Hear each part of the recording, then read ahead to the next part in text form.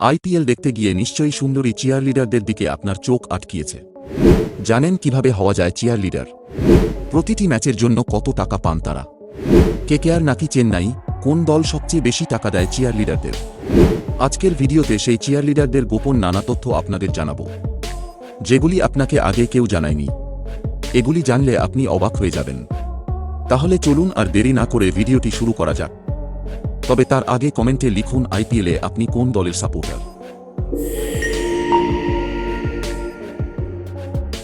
Match চলাকালীন কোনো cricketer 4 ছক্কা হাঁকালে, কোনো বোলার উইকেট নিলে চিয়ারলিডারদের দলের হয়ে সেলিব্রেট করতে দেখা যায়। অনেকেই খেলার পাশাপাশি আইপিএল ম্যাচে চিয়ারলিডারদের দেখে বলে থাকেন ফুল পয়সা উসুল। তা বলার অন্যতম কারণ ক্রিকেটের বিনোদন উপভোগ। আইপিএলে দর্শকদের বাড়তি পাওনা হিসেবে থাকে সুন্দরী চিয়ারলিডারদের নাচ। প্রতি বছর আইপিএলের সময় চিয়ারলিডাররা আলোচনার কেন্দ্রে থাকেন। অতীতে এই কোটিপতি লিগের মাঝে চিয়ারলিডারদের নিয়ে কম বিতর্ক হয়নি। ইন্ডিয়ান প্রিমিয়ার লিগের প্রতিটি ম্যাচে গ্ল্যামার ছড়িয়ে দেন চিয়ারলিডাররা। এই পারফরম্যান্সের জন্য বিভিন্ন স্যালারি প্যাকেজ রয়েছে। বিভিন্ন রিপোর্ট অনুযায়ী ইউরোপের বিভিন্ন শহর থেকে এজেন্সি মারফত আইপিএলের মঞ্চে এসে পৌঁছান চিয়ারলিডাররা। ভারতীয় টাকায় তাঁরা কমপক্ষে 17 লক্ষ টাকার স্যালারি প্যাকেজ পান। সাধারণত প্রতি ম্যাচ পিছু 14 থেকে 17,000 টাকা পান। জানেন কোন টিম চিয়ারলিডারদের সবচেয়ে বেশি বেতন দেয়? উত্তরটা হল কেকেআর। চিয়ারলিডারদের সবথেকে বেশি বেতন দেয় কলকাতা নাইট রাইডার্স। কেকেআর তাদের ম্যাচ পিছু 24,000 টাকা দেয় চিয়ারলিডারদের। মুম্বই ইন্ডিয়ান্স ও রয়্যাল চ্যালেঞ্জার্স বেঙ্গালুরু আবার তাদের দলের চিয়ারলিডারদের ম্যাচ পিছু 20,000 টাকা দেয়। অন্যদিকে Chennai Super Kings, Sunrisers Hyderabad, Delhi Capitals ও পাঞ্জাব কিংস তাদের চিয়ারলিডারদের ম্যাচ পিছু 12,000 টাকা করে বেতন দেয়। এখানেই শেষ নয়, আইপিএল ম্যাচের পর তাঁরা পার্টিতে গেলে পকেটে আসে আরও বাড়তি টাকা। এছাড়াও চিয়ারলিডাররা নানা সুযোগ সুবিধা পান। যেমন প্রথমেই বিনামূল্যে ম্যাচ দেখার সুযোগ থাকে।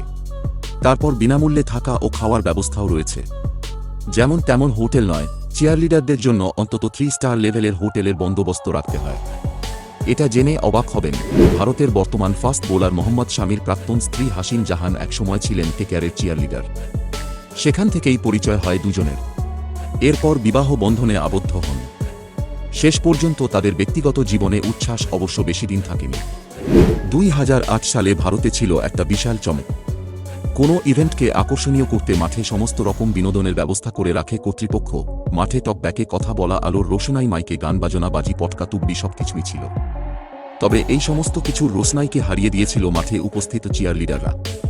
সঙ্গে ছিল বলিউড গ্ল্যামার। আইপিএলের একটা ইভেন্ট ঘিরে উঠতে থাকে কোটি কোটি টাকা। Cricketer, support staff, commentator, TV channel, বিজ্ঞাপন কোম্পানি, সেই সঙ্গে এই আইপিএল উপার্জনের উৎস হিসেবে ছিল চিয়ারলিডাররাও। চলুন এবার জেনে নেওয়া যাক আইপিএলে চিয়ারলিডার হওয়া যায় কিভাবে। শিক্ষাগত যোগ্যতাই বা কেমন দরকার? বেঙ্গালুরু, চেন্নাই, দিল্লি ও মুম্বইয়ে কিছু প্রতিষ্ঠান রয়েছে যেখানে চিয়ারলিডার হওয়ার জন্য প্রশিক্ষণ দেওয়া হয়। যেহেতু দর্শকদের শুধুমাত্র মনোরঞ্জনের জন্য চিয়ারলিডারদের হায়ার করা হয়, তাই সেখানে শিক্ষাগত যোগ্যতা খুব একটা প্রয়োজন হয় না। তবে চিয়ারলিডারদের ভালো ইংরেজি বলা জানতে হয়। শারীরিক ভালো ফিটনেস, সুন্দরী ও নাচে দক্ষ হলেই চিয়ারলিডারের সুযোগ মিলতে পারে। আইপিএল দেখতে গিয়ে নিশ্চয়ই চিয়ারলিডারদের সেলিব্রেশন আপনি দেখেছেন। কোন দলের চিয়ারলিডারদের সেলিব্রেশন আপনার সবচেয়ে বেশি ভালো লেগেছে কমেন্টে জানাতে ভুলবেন না। ভিডিওটি ভালো লাগলে একটি লাইক আর চ্যানেলটি সাবস্ক্রাইব করে দিন। খুব শীঘ্রই এরকমই ইন্টারেস্টিং ভিডিও নিয়ে হাজির হচ্ছি আমরা। ধন্যবাদ।